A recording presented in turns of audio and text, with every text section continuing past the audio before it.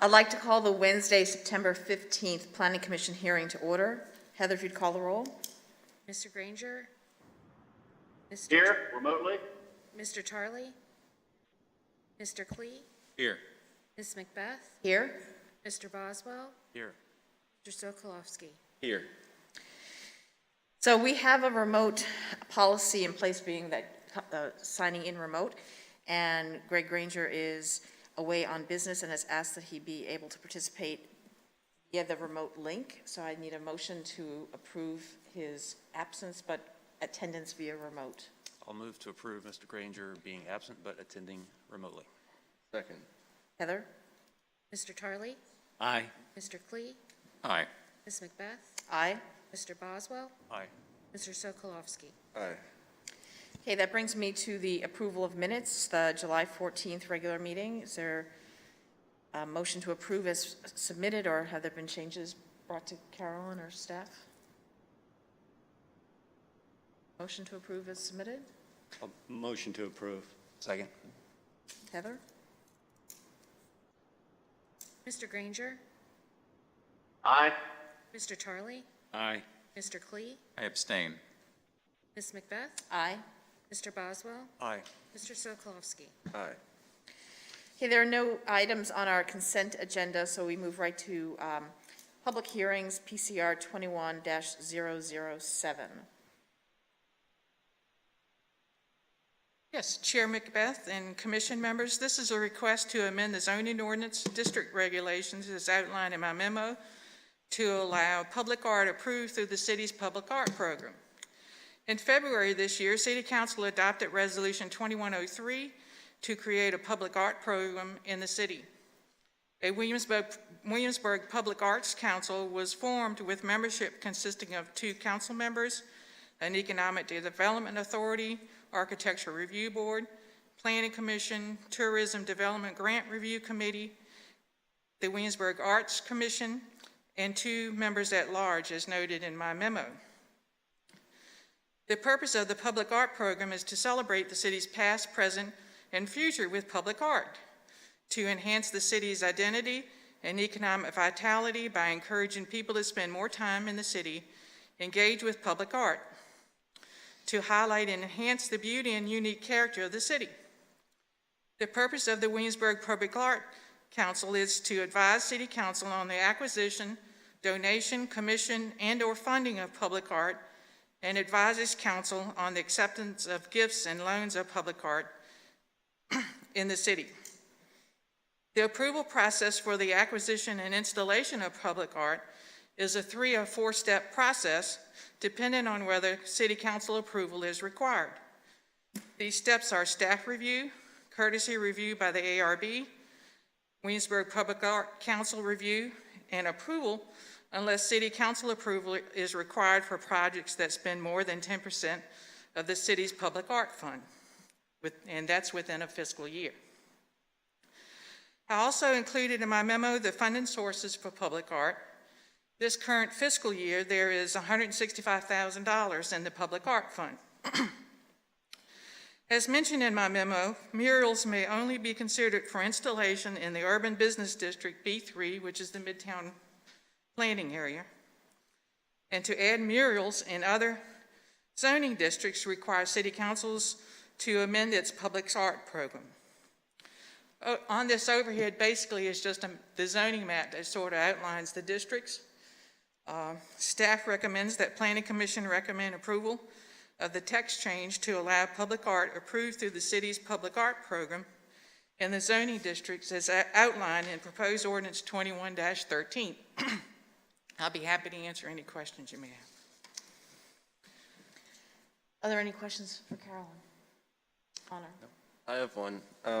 So this isn't about the proposed text changes, but on the existing text that I just noticed on Division 3.1, it says the uses permitted in the single-family dwelling district RS2 are as follows, and I believe that should read RS3.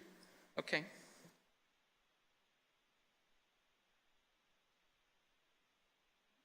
But, yeah.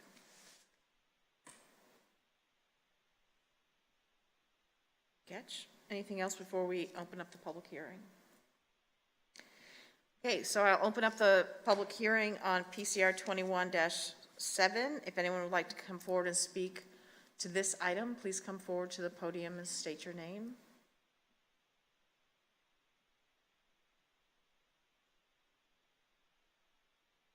Not seeing anyone, then I will close the public hearing. So I sit on the Public Arts Council for us. I'm our representative on that. And from the perspective of the Public Art Council, this is a way, which we don't currently have, this is a way to allow us to install public art in a broad swath of areas, largely business type areas. And so I know from the Public Arts Commission, we are really looking forward to having this approved. Hopefully you are too, so that we can actually think about public art in the city more broadly. But are there other points of discussion? I think it's a good idea. Yeah, it seems very It's a straightforward. phenomenal idea. Yep, I agree. Then maybe a motion for this item? I'll move that we recommend approval of PCR 21-007. Second. Second. Heather?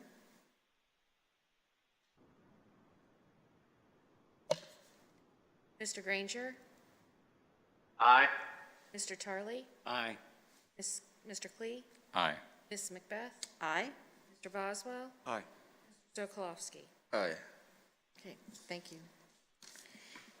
Okay, our next item is a pair of items. Aaron's going to be presenting that. PCR 21-008, followed by 21-9.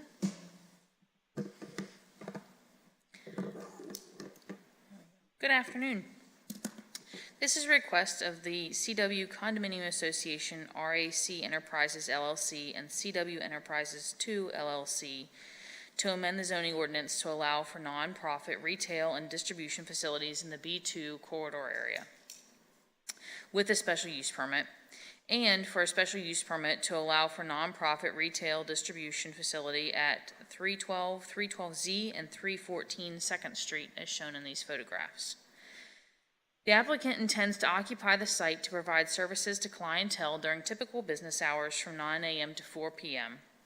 The applicant has provided a statement that gives a history of their organization and the proposed services at this location, if approved. The 2021 comprehensive plan designates this parcel and all surrounding properties as corridor commercial. The statement for intent of the B2 corridor district reads, this district is established to provide locations on heavily traveled collector and arterial highways for those commercial and service uses primarily oriented toward the automobile. This district is also applied along those streets primarily used as access to local shopping areas, providing locations for existing and future hotels, restaurants, and other tourism retail uses. There are no exterior changes proposed to the property at this time, therefore no ARB was required. The Site Plan Review Committee met on September 12th. The committee agreed with the statement from Public Works and expressed concern that there is not a nearby bus stop at this location. They encouraged the investigation of having a new stop in this area on 2nd Street. This text amendment adds the not-for-profit retail and distribution facility in the B2 Corridor Business District. The applicant is also requesting a special use permit to operate at 312, 312Z, and 314 2nd Street. According to the applicant's statement, they'll be open from Monday through Friday, 9 to 4. Occasionally, they'll receive weekend deliveries when they have large donations, generally from neighborhood associations and things like that. They will offer services to clients in person and do not conduct drive-through services. They anticipate using approximately 10 parking spaces during normal business hours. That includes both their on-site volunteers and visitors, and they will have a van parked on the premise overnight. Staff recommends that the Planning Commission recommend approval of the text amendment to add not-for-profit retail and distribution facility to the B2 Corridor Business District with a special use permit as outlined in the proposed ordinance 21-14, and the special use permit requesting to operate a not-for-profit retail and distribution facility at 312, 312Z, and 314 2nd Street. I'm available if you have any questions, and the applicant's representative is present as well. Thank you. Are there any questions for Aaron? I don't have any questions, no. Okay. Then I will open the public hearing if the applicant would like to come forward. Mr. Getty? Madam Chairman, members of the commission, I'm Vernon Getty. It's my pleasure to be here today representing the various applicants in these two cases. Also here are a number of members of the Campana family sitting back here, and Jack Trotter and Kathy Sadowski from Fish, the president and secretary of Fish. We obviously agree with your staff recommendation. This property has been owned through various entities by the Campana family since the 80s, and I think they were among the early people in this corridor who spruced up the property, added green space and landscaping, have been good stewards of this property over the years. Fish and they have just signed a binding lease of the property, subject only to obtaining the approvals we're here to discuss today. I think you all know Fish. It's a great organization, does great work in the community. This is a super location for them, so we would urge you to recommend approval to City Council, and happy to answer any questions you might have. Questions of the applicant? Thank you. Great. Thank you. Would anyone else like to come forward and speak to the commission on this item? Please come forward, state your name, please. Good afternoon. As Mr. Getty mentioned, I'm Jack Trotter, the current president of Fish Incorporated, and I have brought my institutional memory, Mrs. Kathy Sadowski, so if there are any things that goes back a few years, then she's our lady. I appreciate the opportunity to speak to you today, and I hope that you've had the opportunity to take a look at the fact sheet that we provided to you about Fish and our operations. As you may know, we got news in February that another nonprofit had bought the building that we had been in for 25 years, and because of their need to have the whole building, we were going to be denied access, and we had to move. After extensively searching through the area unsuccessfully, we reached out to the Campana family and found a perfect location on 2nd Street. This will allow the creation of a small Fish campus where we can continue our charitable activities on behalf of the underserved in Williamsburg and the surrounding area. Some salient facts about Fish that I'd like to bring out. First, we're an all-volunteer, unpaid force of mostly retired men and women that have been successful in their chosen careers and simply want to give back now to the community. We provide food, an extensive clothes closet, and an assortment of small housewares to our clients. Food is either donated or bought.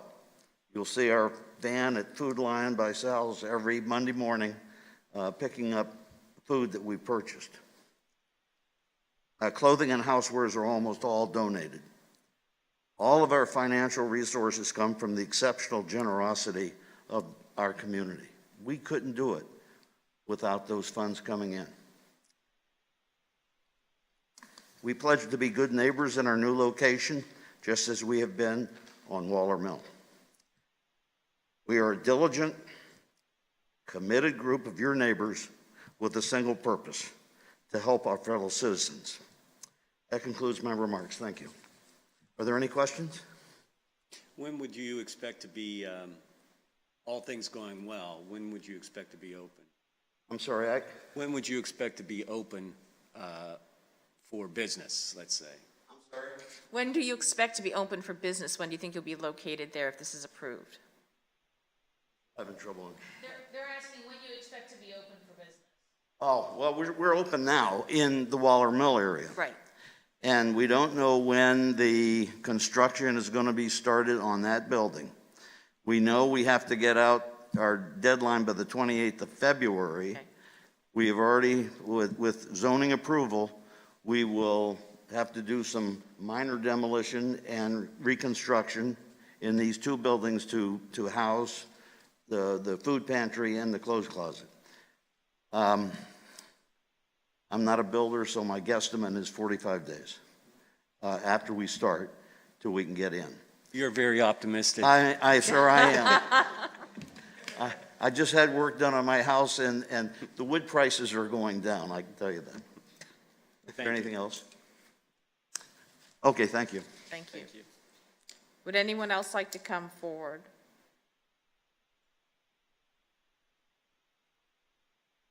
Okay, seeing no one, I'll close the public hearing on this item, or these items. Is there any discussion? Well, I sat on the site plan review committee that reviewed this, and I mean, it seems like a great use of the property. Seems to me consistent with the district, consistent with this area. Fish has been stated, has been a very beneficial partner to our area. To have it in the city of Williamsburg, I think, is a good thing. And I think it's a good location for the business. And other than the fact that it's nonprofit, it would otherwise fit. So without a text change, so I wholeheartedly support it. Agreed. Seems very straightforward. Right. Agreed. Yeah, no, and I, as a member of a church who participates in, monthly collections that are delivered, I mean, the ability, it's right on a major road and has good parking, and so unloading and all that kind of stuff. It's not a multi-partnered building. You have much better access. I was surprised, although it's something that we can do here, that it is actually perceived as being far from a bus stop. I was thinking, oh, it's on a major road. That's another good thing. So, I mean, maybe you can petition to WADA to make a bus stop closer or something like that. But yeah, I think this is all good. And so from what I'm hearing, I think that we can look at these items as one. I don't think that there's a need for individual text changes or anything like that. So would someone like to make a motion? Move that we recommend approval to City Council PCR 21-008 and PCR 21-009. Seconded. Mr. Granger, Aye. Mr. Tarley, Aye. Mr. Klee, Aye. Ms. Macbeth, Aye. Mr. Boswell, Aye. Mr. Sokolowski. Aye. Okay, so this brings us back to Carolyn, and PCR 21-10, a change to the ED districts, amendment to the ED district. Madam Chair and Commission members, this is a request to amend the Economic Development District ED.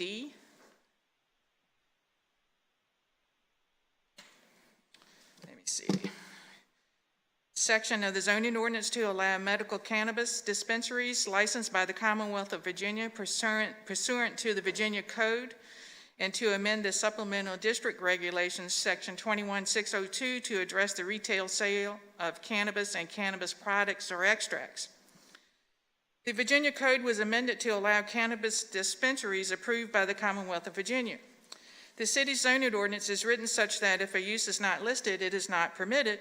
And since cannabis dispensaries are a new use in Virginia, the city needs to allow the use in a zoning district. Staff looked at the zoning regulations, and the Economic Development District contains the city's hospital, and it is a logical choice for the location of this use in the city. The retail sales of cannabis and cannabis products or extracts are not currently permitted in Virginia except for medical use. Therefore, we also added a section to the supplemental district under prohibited uses to clarify this new regulation. It also clarifies that private clubs and lodges for the purpose of the sale and or on-site consumption of cannabis is not a permitted use.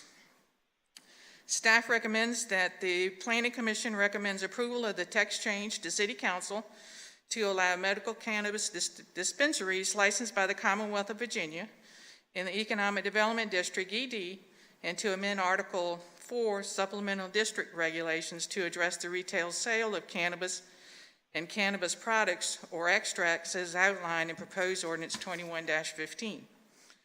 Chris Shelton and I would be happy to answer any questions you may have. And if you don't mind, just a few clarifications. So the marijuana bill, Senate Bill 1406, that authorizes small consumption of marijuana but doesn't allow sales yet, has some deadlines that the city has to meet with respect to what we do in the future with the retail sale of cannabis.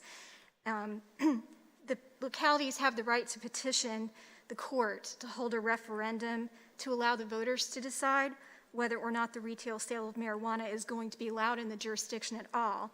And that law becomes effective July 1st of 2022. If the city council decides to do that, then that would be on the November election of next year, 2022. And depending on the outcome of that referendum, that would determine what we do in the future. Assuming that council does not want to hold that referendum, then the prohibition on retail marijuana use in the city is not allowed. We can't zone it out, but we can zone it.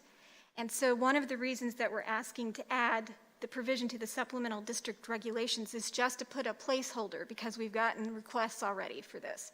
And we need to deliberately think about how we want to zone this, where we want to put it, how many of these we need in the city, where they are in relationship to other things, whether we want to have a conditional use permit process for this or an of by right use. And this gives us the time to do that. So just, when I was looking at this, I was thinking, today is not the time that we're going to have a controversial discussion about these aspects. That's right. Because it's not at that point, it's for the medical, not just personal use, and it's internal to an ED district that's by the hospital, but it's in the ED district, so there are other ED districts in the city. The plain ED district is just the Just hospital that. area. Okay, so everyone else has some sort of The special. High Street is ED2, Okay, cool. which is a different district. Good to remember that. Okay, so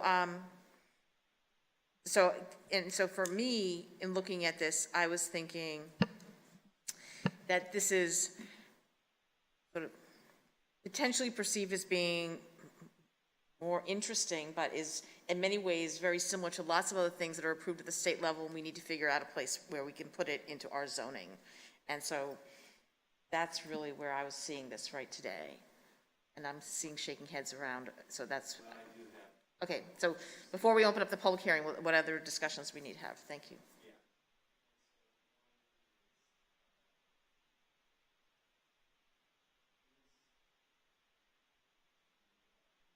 Are there any restrictions on sale of CBD, THC now?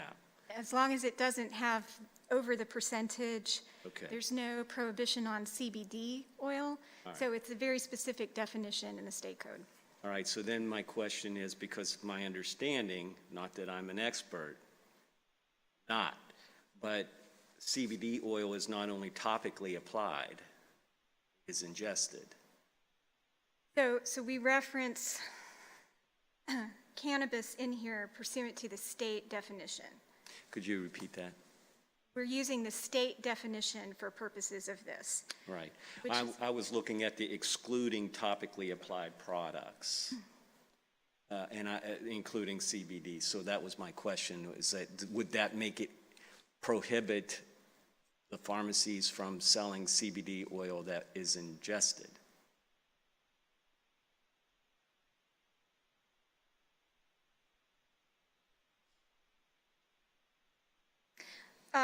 So it was not intended to do that. It was intended to prohibit the sale of marijuana, or cannabis, but cannabis comes in lots of different forms, and it's... Right, so what I'm reading is under 5, it's prohibited except Right, so... for the retail sale, but that excludes topically applied products, which means to me then you're allowed to have topically applied products. My question is, if it's not topically applied, but still permitted by the state code, does that prohibit it? Because that's a prohibition in that paragraph. That's my question. Okay. The second part of that is there's a comma after that parenthetical, and that seems to change the meaning of the sentence. I don't think that comma, because it seems to me that what it's trying to say, you're excluding topically applied products sold for the treatment of a medical condition. Comma seems to change that, for me.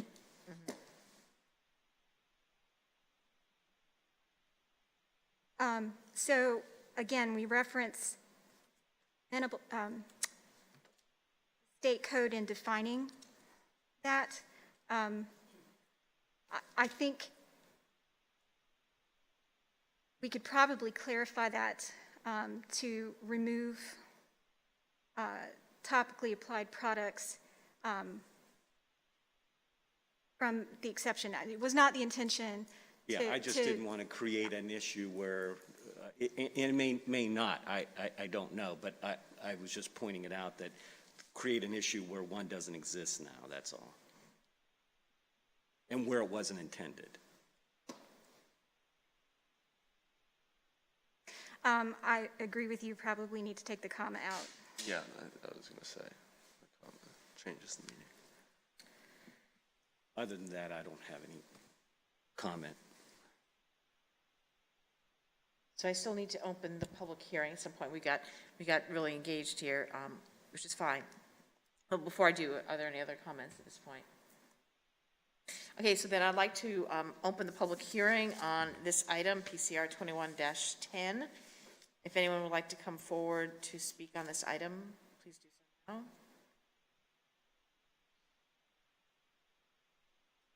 Okay, seeing no one. Okay, so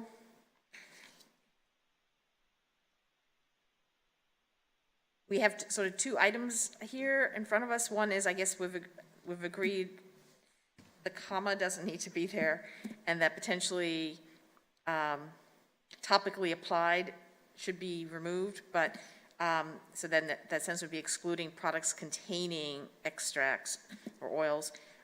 So I'm sorry. It was not the staff's intention, and I don't think it says, if it's topically applied. Right. Right, so every drugstore in the city sells CBD oil at this point. And I think that specifically excludes that from the prohibition. Yes. So we don't want to be in the business of going and analyzing. No.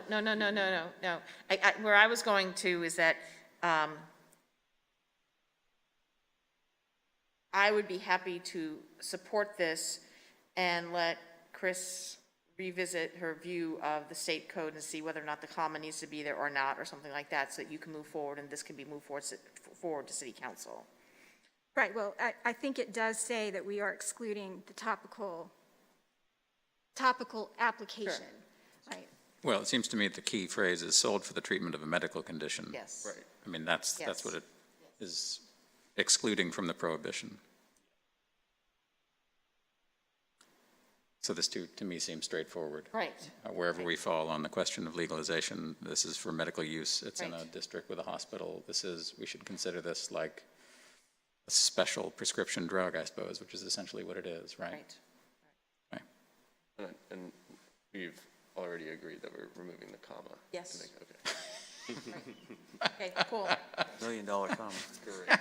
Okay, so with those comments, is there a motion? I I'm sorry. I do think, Go, I John. mean, I know it's only wordsmithing, but at some point in time, these things get litigated, and so it's important to get them right, so. Yeah, oh, no. And again, Planning Commission and City Council are going to be revisiting this issue within a year, so this is not going to be a long in the zoning ordinance provision, potentially, and so the purpose of this is just to buy some time until we get there and not have things unintentionally in the city that we don't know where we want to put them yet. Sure, appreciate that. So is there a motion? I'll move that we recommend approval of PCR 21-010. A second. Mr. Granger? Aye. Mr. Tarley? Aye. Mr. Klee? Aye. Ms. Macbeth? Aye. Mr. Boswell? Aye. Mr. Sokolowski? Aye. Okay, so this brings us to PCR 2111, and Aaron is back with us on that. Quarterpath Williamsburg, special use permit to encroach on slopes in excess of 30%. Good afternoon again. This is a request by Quarterpath Williamsburg LLC for a special use permit to encroach on slopes in excess of 30% for property located at 4200 Battery Boulevard, property adjacent to Northridge Street. The applicant anticipates encroachment will be up to 1.5 acres of slopes in excess of 30%. Some of the slopes are man-made because of the development of the adjacent townhomes and streets. If approved, the applicant plans to move forward with a site plan to develop the townhomes and condominiums in this area. The 2021 comprehensive plan designates this parcel as economic development, and the property is zoned economic development. The statement of intent for economic development reads, "This district is established to enhance the city's real property tax base and to allow a mixture of tax-generating, commercial, entertainment, office, and medical uses in a mixed-use setting with emphasis on landscaping and high-quality design standards, and on property which is designated by the comprehensive plan as economic development land use. This district also intended to encourage economic development activities to provide desirable employment and to enlarge the tax base. Residential uses are allowed as secondary use and should be integrated into the overall design of the development. Higher intensity uses such as manufacture or assembly warehouses and distribution centers may be allowed with the issuance of a special use permit. The properties to the south are also zoned economic development. Properties to the north are zoned RS2 single-family dwelling, museum support, and industrial. This area is not within an architectural review district, therefore no review is required. The Site Plan Review Committee met on September 2nd to review this application. There was discussion about the downstream effects of the alterations to the slopes and the capacity of the Tutter's Neck Pond as a regional BMP for development. The applicant stated that the goal was to reduce runoff in this area, and the pond size was significant enough to handle, the pond was sized to handle significantly more development than is currently proposed. There is a constant conversation about fill associated with some of the units. The applicant explained that some units would have basement garages, so the lots would be filled to be level with Northridge Street and would appear similar to the adjacent constructed units at the street side, with access to a lower garage on the other side of the home. This is a request from Quarterpath LLC to construct, or to encroach on slopes in excess of 30% to construct apartments, to construct condominiums and townhomes. The applicant anticipates the encroachment will be up to 1.5 acres of slopes in excess of 30%. Some of these slopes are man-made because of the development of the adjacent townhomes and streets.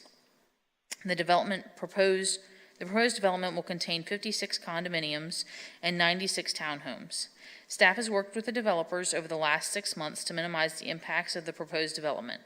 The stormwater manager has received the required information and is satisfied that the requirements of the zoning ordinance have been met. Staff recommends Planning Commission recommend to City Council approval of the special use permit PCR 21-011 request of Quarterpath Williamsburg LLC to encroach on slopes in excess of 30% up to 1.5 acres for the property located at 4200 Battery Boulevard for lots shown on this conceptual site plan.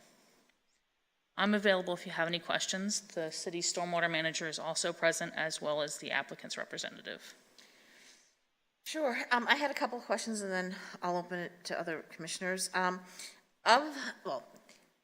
Having gone through the process of this development being approved, we were obviously very well aware of the slopes that were there and what was, developable land and, the net process of all that. And part of that was why it was going to transition from apartments to townhouses to single-family homes, because you would be able to get off of slopes and things like that. And so obviously this is more of a condo, townhouse, multifamily. So I guess sort of two questions.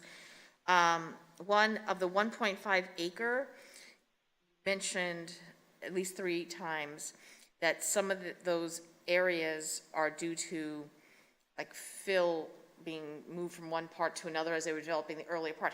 Is most of it, is a tenth of it? I mean, how much of that 1.5 is through the process of the construction, or how much of it is actually encroaching upon lands that we previously thought we were not going to be going into? I'm going to have to defer to the applicant's representative for that.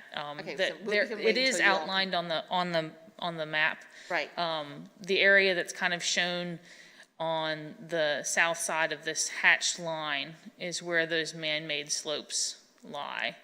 And it's primarily as a result of the development immediately adjacent to Northridge Street. So there's that segment That there, big 5, section, yeah. That's, right. And so the smaller areas that are kind of on where the ravines are encroachments, but I would say a majority of it is a result of the man-made slopes that were created with the There's a construction. couple up there, right? Yes, Okay. yes. And this, it's actually interesting, staff had a lot of conversations about this particular area and recognizing that they would need to encroach on those slopes to construct the street to access the properties to the back here. And to limit construction on this lot would just create kind of a large hole and maybe actually more of a nuisance than anything else. So that the fill in that area would make more sense. The conversation that the site plan review committee had about access to the properties, especially in this area, these houses will appear level with Northridge Street. So they'll look like the townhomes adjacent to them. And then they'll have an access around the back side of the property. So they'll actually have a garage underneath the townhouses in this area. And then the other piece was, given that we're effectively squeezing a lot more multifamily in this area now that we have these slopes, is this changing the multifamily to single-family housing that was part of the package as it was approved way ago? There has been some conversation about that at a staff level, and it was approved before I came to work for the city, so I think Carolyn might be able to give you a better answer to that. So basically, on this side of the pond and the slopes was the condo apartments townhouse area. Right. On the other side of the pond, which is across this ravine that they haven't gotten to yet, will be the single-family area that they proffered as part of their rezoning. So basically, this section of the ED district is allows by right condos, multifamily, townhouses, and also single-family, but I think the single-family is vision across the ravine into the, I believe it's RS1 now, and it's looking to propose to go to some other residential category once a development plan comes in on that. So I think this was looked for as townhouses or condos, or it's probably, I believe on the original conceptual plan that we did not adopt a master plan that's binding on this part of the property. Showed most of this as being townhouses probably, but I think the condos are a use that's allowed in the district, and it's a new product that people have been asking about for quite some time in the city. They want to own something and not have to do maintenance on it. So I think the applicant is trying this out here, and they can probably answer that a little bit better as to why they went to this. And so while we had districts of, single family on the other side of the ravine and pond per se, and then the apartments and townhouses, condos on the other side, my recollection was that there was a total number, right? Yes. And so at some level, is it right to be thinking that if we're putting more townhouses and condos down here and thus hitting upon these slopes, then we'll be diminishing the number of single-family houses because the total number? No. There's an allocation for the ED district, and they are meeting that. They're still staying under that allocation that's allowed That's what for this. I didn't say that right, but that is what I was trying to say. And then there's a different allotment for the number of units that can be on the other side, so they Okay, so proffer those. it's still Yes. within the parameters. Okay, Yes. cool. Other questions of Aaron or Carolyn before we have the public hearing and the applicant speaks? Yeah, I just wanted to clarify 2 points that I think were on there in the site plan review process, but just that there would be silt fences used during construction to mitigate like that storm runoff. And then the current walking trail back there would also be pushed back a little bit, right? But still Correct. continue. Yeah, there is a walking path that kind of runs through this area right now as it is undeveloped. And so it is going to be relocated in a couple of instances. You'll kind of see this dark area here where the walking path is going to be moved to accommodate structures. So the path will still be there. It's not going away. It may just be moved in certain areas to accommodate the construction. Got it. Thank you. Other items at this point? I just had one, actually it might be two, but Could you just remind us why we have this restriction on 30% or greater slopes, and whether that should be changed as a consequence of this, or whether it should be higher? Just, if you could talk us through a little bit. So this is only the second time the commission has seen an application like this. The previous time was for the Governor's Inn property. And so those restrictions exist to protect the Chesapeake Bay watershed. And in this case, they're actually, the post-construction drainage from these outfalls is going to be improved as a result of the construction. And so the goal is to protect those slopes so that the watershed is protected. And in the way the ordinance was amended to allow for the encroachments was that they had to prove to the stormwater manager that they were not worsening the effects of erosion in those areas. And in this case, they're actually improving them through the alterations in the topography out there. Okay, so the erosion will be lessened as a consequence of this construction project? I'm just going to jump to the next slide here real quick. And this just talks about the outfalls. And the outfalls are numbered 1 through 9 on this map. And so this is the drainage areas that are being reduced. And the way that's happening is those areas are either being captured and allocated elsewhere, or they're being piped. And so that reduces the runoff that comes down those slopes. And the runoff coming down those slopes is actually what causes the erosion. So we're collecting more water and channeling it further away or further downstream? Is that what's happening? Yes, and I might be getting a little bit further out of my my area of comfort. I may have to have Aaron small stuff up just to clarify those numbers, but that's my understanding. Okay, well, as you point out, there are other projects out there, and I think we've seen another one in the last couple of years where there was some question about whether we should permit building in a 30% or greater slope. So I just want to make sure we have a clear understanding of what the implications of that are for this and for other projects. So don't permit something here that we come later to regret. So I just want to make sure that we understand that as well as we can before we make a decision on this. And it is important to note that they are required to meet the requirements in the zoning ordinance, that the applicants have to provide us with these calculations to ensure that we're not causing an undue impact on the environment. And is there post-construction measurement to make sure that these measures are satisfied? Well, there are requirements for them to provide us with as-built site plans, and there are requirements for them to provide us with as-built utility plans. And so they would in some way be able to, clarify that this was in fact constructed in the manner that it was intended to be.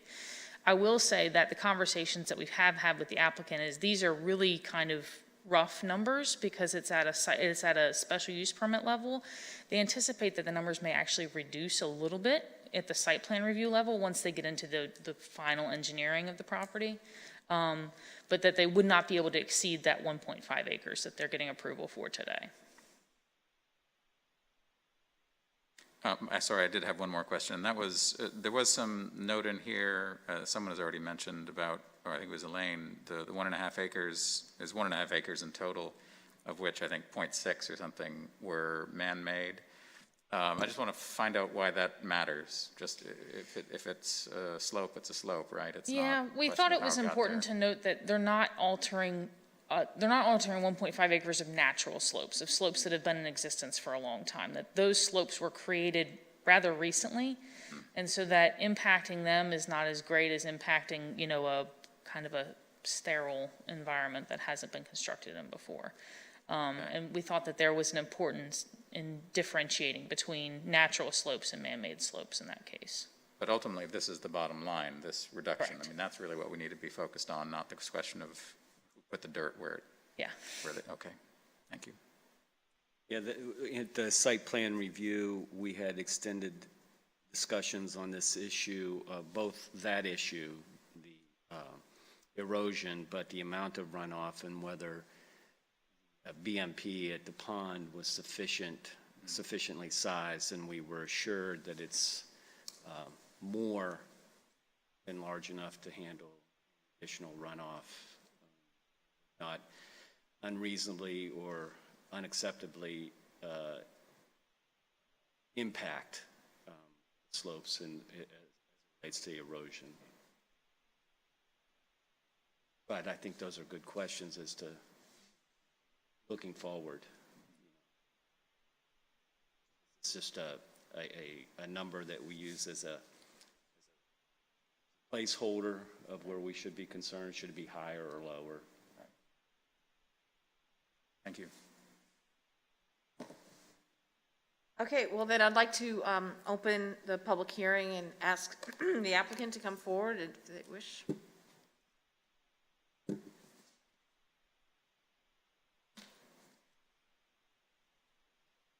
Good afternoon. I'm Tracy Dowling, and I'm here representing Quarterpath LLC. And I don't really have a presentation or anything. I just wanted to say thank you to the staff for this very thorough and very thoughtful review of our development plan here. We've gone through a number of different meetings with the staff, engineering, stormwater management. Our engineer is also here for any technical questions, additional technical questions that you may have. Aaron did a very fabulous job, I will say. But again, just would appreciate your recommendation for approval to the City Council. Thanks, Tracy. Would anyone else like to come forward, speak on this item?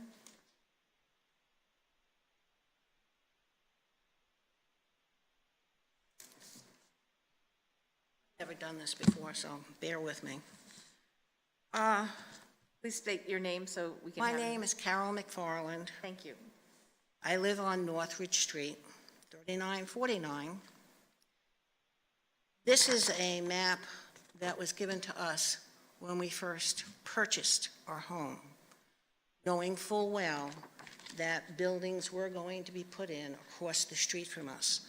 Nothing was ever mentioned about all the rest of what was to be, or what may be. I realize that a concern here right now seems to be slopes, yet I haven't heard anything about the impact of the people who already have homes there. What happens to the trees?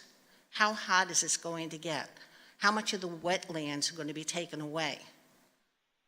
How much traffic is there going to be when all of this is built? I think that needs to be addressed and considered in your decision.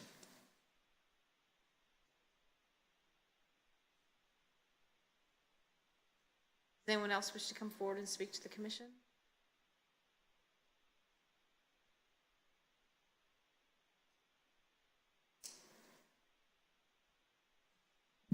I'm Joanne Jenner. I live at 4125 Northridge. I've lived there ever first house on the street, looked at the property for a couple of years before that. And the one thing I seem to have a disagreement with is the fill.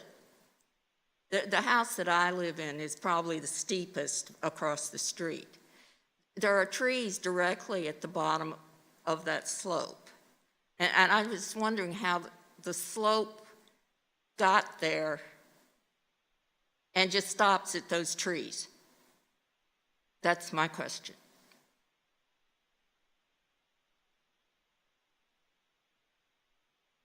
Would anyone else like to come forward and speak?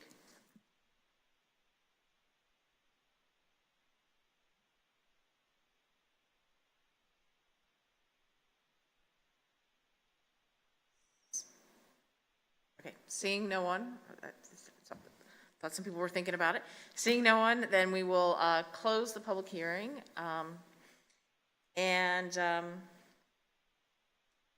So I feel like, Carolyn, maybe you need to remind us of that use of that part of this district with regard to the numbers, because one of my questions before we opened up the public hearing was whether or not this was increasing the number of townhouses and condos there and thus, you know, reducing something that would be in the other section, but you're saying that they're still within those numbers, so. That's correct. So they were allotted, I can't remember off the exact number, but somewhere in the neighborhood of 500 units on this side. So with the additional units and what's already constructed, they're still within the numbers that are allowed for the ED section of the economic development area of the zoning ordinance for this section. So each time they come in, we keep adding up the numbers. You've got the townhouses, you've got the apartments, you've got the other apartments that we approved a year or so ago for the senior. So we keep adding them up, and they can't exceed the number that's allotted for that area. For this development, I think this is the first step that they're coming for, is to get a recommendation or approval for the slope area. What they would do then is go in and do the final site plan, and then the planning commission would see the final site plan at a later time. So this gives them a nod of yay or nay as to whether building on these slopes is appropriate. As far as the traffic analysis was done for this development. This section, this whole ED section, is part of the rezoning application. So those traffic numbers were taken into account with the whole development and the number of units that could possibly go in. 500 number of units that would be there, yeah. I feel like some of the issues, maybe that we were seeing these things that, like phase 1, then phase 2, and for me this is phase 3 versus what was shown, but that's not something that we have any control over. Well, that was, since there was not a binding master plan that was approved as part of the redevelopment, the applicant has parameters as for the number of units and so forth that they can put in this section. So they have the option of doing different things in here on really a case-by-case basis as they develop different sections or phases. And as long as they stay in those original parameters, they are allowed in the ED section to have the types of units that are allowed in ED, which is basically, apartments, townhomes, condos, multifamily, single family if they so desire. But I think the desire is for the single family to be on the other side of the pond. And this area is the more, I would say, dense area of the development. And so, I mean, for me, just appreciating the comments of everyone who came forward to speak, but I mean, they're in the total number. This area is part of that district that allows the 500-something number. And so what's really in front of us is this very narrow question about these slopes and the runoffs and things like that.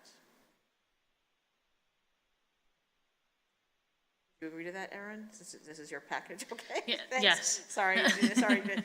Carolyn was here when we actually saw this originally, so that's right. And as Carolyn mentioned, the finer details of this will come to the commission again at a site plan review level. So you'll get, final unit numbers that might flex a little bit. You'll get, final engineering details. All of those items will come back before the commission for review. And what we can do is make sure they put those allotted numbers and the numbers that they've used on the site plan so it's clear to the commission on what's been used before the site plan comes in and what's left after any proposed development, because this could be tweaked and some of the units could be a different number at the end of the process too. And so the thing that gives me the most heartburn about that plat, the zone, like phase 3 that I'm seeing in front of me here, but you can see behind, is that very large area of the dark red. I mean, that seems to be not something that we typically see. The little slivers here and there, that's something that we do see. So, I mean, is that really as significant a piece as it appears, at least on this map? It's not really a map, it's, description here. I can't tell you the exact acreage of that particular spot, but let me see if I can get a better view of it.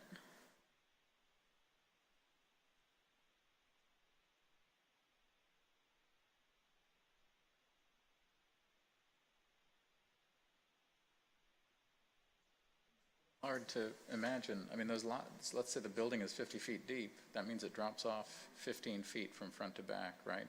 Is my math right? That's 2 stories. Yeah.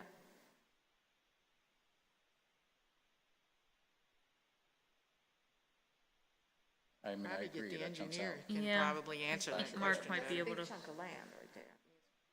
They're probably 2,500 with three.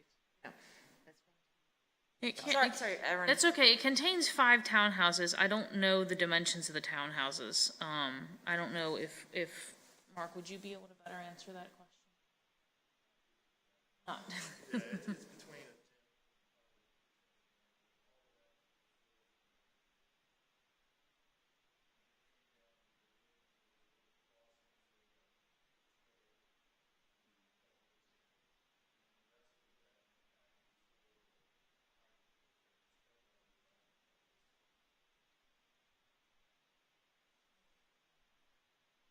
So he's speaking about this area right here, so this kind of all funnels into this direction, and it'll come out in this area, so that kind of strange boxed out shape is where this area drains into. But for those that couldn't hear, he stated that that was between 1/10 and maybe 2/10 of an acre of space that would be impacted in that location.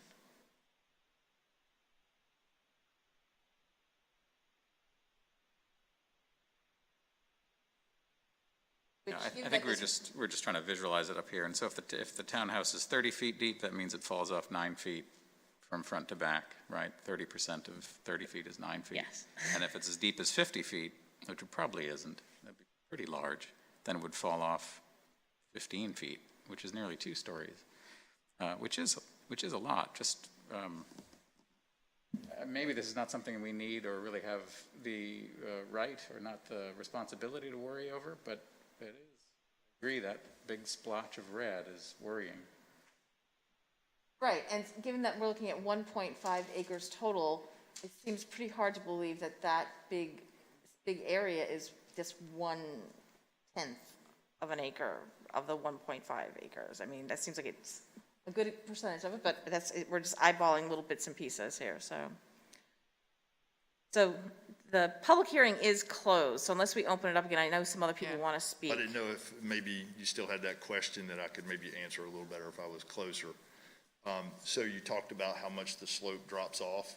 Yeah. That's why they're doing the garages as basements. Right. And that's to help that area. So you're going to take all the soil out to make it easier to tie into the existing slopes so you impact less.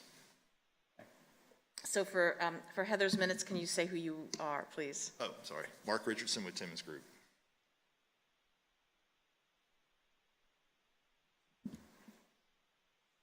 I also just wanted to clarify that no wetlands are being encroached on, right? My understanding was that that dotted line above the Correct. property This- line, that this is area. the boundary of the wetlands which Yes. are above it, and there will not be any Correct. development northward. Yeah.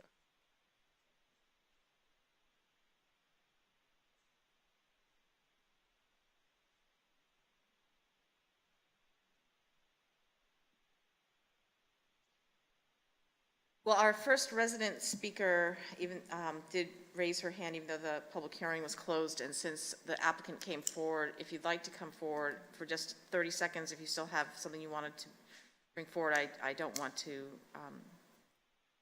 shut that down, but otherwise, the public hearing is over. Yeah, you were, I mean, since the applicant came forward and you were raising your hand, otherwise the public hearing is over, but it sounded like you were trying to provide us with information. That's really where we're at this point, hopefully. Okay. Do I have to say my name again? Carol McFarland? Carol McFarland, okay. Well, anyway. My question is, if they go through the whole, if this gets approved, and they go through the whole thing of leveling out and fixing the slopes and taking down all the trees, and then they start trying to build houses and start selling some of them, if they don't get sold, what happens? I mean, that's a lot of anticipation of people moving in. Once it's all cleared off, once everything is done, what happens next if they can't sell the homes, if they can't sell the lots? That bothers me. Understood, yeah. And so that's just to, not to extend a question and answer period. I thought we were getting some information, but as we've seen this for a decade or more probably, Jeff, it seems like. I think so. That they have been being built in stages, slower than we ever anticipated, so that there were not, streets of vacant houses sitting there. So that's not in front of us today. I am an economist, so I have a sense that they're going to think about the economic model of how to build them and sell them. But, we're really looking at this very narrow but very impactful issue of that slope, since it's fitting these other parameters of things that have already been evaluated. Okay, are there other items of discussion? I think that since that, as you say, we're looking just at that very narrow question today, and I totally understand the concerns of the neighbors about the traffic and the trees, but that's just not before us today. That has already been decided some time back, and so we're just looking at that 30%. And if our site plan committee is comfortable with it and our staff is comfortable with it, then I am. Would you like to make a motion? I will move that we recommend approval of PCR 21-011. Is there a second? Second. Heather? Mr. Granger? Aye. Mr. Charlie? Aye. Mr. Klee? Aye. Ms. Macbeth? Aye. Mr. Boswell? Aye. Mr. Sokolowski? Aye. Okay, thank you. This brings us to the open forum. If anyone would like to come forward and speak to the Planning Commission on any item that will be coming before the Planning Commission, this opportunity to do that.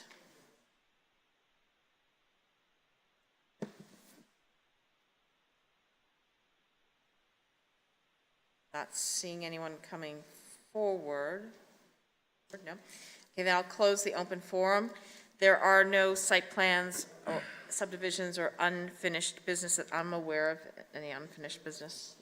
No. So we do have new business, a discussion as to whether or not we want to have an October 27th work session.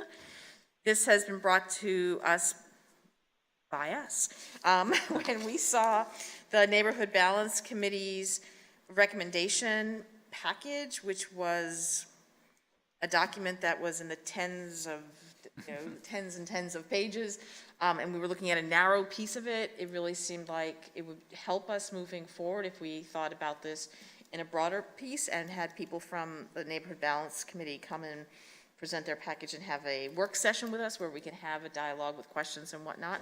And so I'm happy to have a discussion about that now, but what's really on the agenda is, would people like to have an October 27th work session so we can look at the whole document, get it explained to us, some of the reasons behind it and all that, just basically as sort of professional development for the Planning Commission moving forward with regard to how we'll see individual pieces of that. Well, it seems, since City Council moved on that issue with the moratorium, I don't know where we go from there. Well, I mean, that recommendation is like one of about 100 recommendations that come from the Neighborhood Balance Committee. Right. So to me, instead of us being flat-footed at some point in the future, which is what I really felt we were a couple of months ago when we saw this, that we could at least be educated to the whole document. I think that we probably should have been included in the presentation of it a month and a half before we saw the item. That's water under the bridge there, I can't go back. But given the fact that there's like 100 recommendations that are coming forward from it, I think that we're going to see others, whether we see them this year or in the 1 to 2, 3 years ahead. So the moratorium piece to me seems like a separate piece than the whole document. Yeah. And I definitely think that conversations around neighborhoods and balancing those and what those property leases and renting and all of that, those are definitely coming back up in the near future, I think. Yep, I think it would be helpful too. Okay, so we don't need to vote on this. We will plan for an October 27th work session then. Thank you. Great. Is that 4 o'clock? Work sessions are at 4 o'clock, yes, on the 4th Wednesday, or Carolyn's given us the actual date there, but yes, 4 o'clock. They're not televised, but you can Skype in if we need to on that. Or Where are those whatever. held? It's here. We meet here. Yeah. Okay. Okay, anything for an other category? Good. So we have our various information items that are there. We, I guess, are back in business. We didn't have a meeting last month, but we will have another meeting, another public hearing next month, October 20th. We already have 2 items on our agenda, 2 public hearings for Colonial Williamsburg.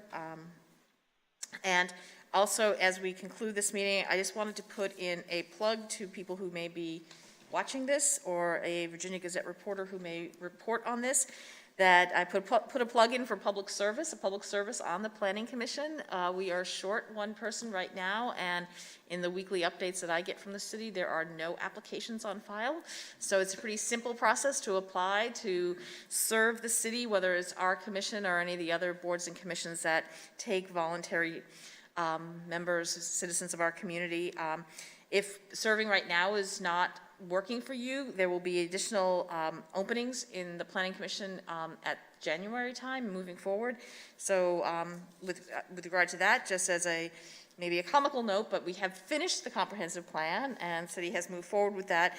So the work of the Planning Commission should not be as much of a heavy lift in many ways in the next year or so as it has been. There'll be a lot of zoning ordinances and things like that that have to be implemented, but it won't be the work sessions and hearings that we usually see through the several years of the Planning Commission comprehensive plan. Without that as my plug for public service, if there's nothing else, we are adjourned. Thank you.